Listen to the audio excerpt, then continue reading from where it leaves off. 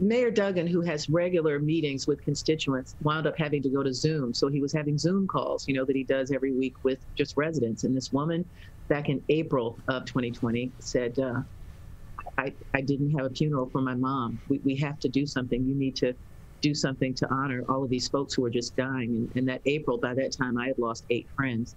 And so he turned to me and said, we have to do a memorial. And that was it. That was all he said.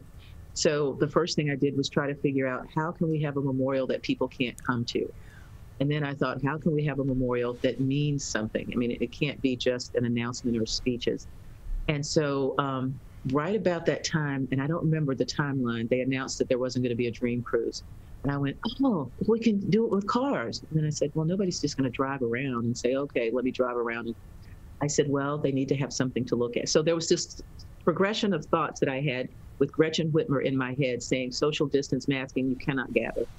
So I came up with 15 funeral processions going around Belle Isle. And the reason it was funeral processions, I said, well, let's just let people drive around. And his then chief of staff said, you're not going to get people to stay in the cars. They're going to want to get out and touch these, because they're billboards. They're 4-by-4-foot signs of their loved one. They're going to want to get out and touch it. They're going to put flowers up. I said, okay, I got to keep them in the car. So I called funeral home directors, and I knew 6 of them, and I called, 5 others that I didn't know. But when I told them what I was doing, they all agreed literally to be there. And so you will not get out of a car during a funeral procession. It's just not done. So we actually had homegoings that these families could not have. There were 15 funeral processions past 907 billboards going around the island.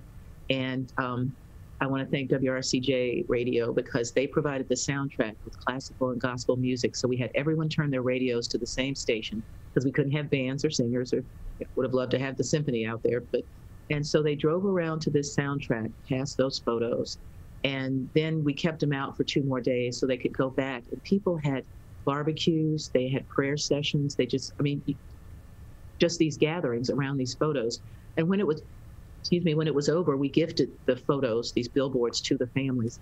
And one of the most touching things was one of our neighborhood district managers was driving down a street and saw the photo that covered an entire window in someone's house. So when you drove by, you could see that face.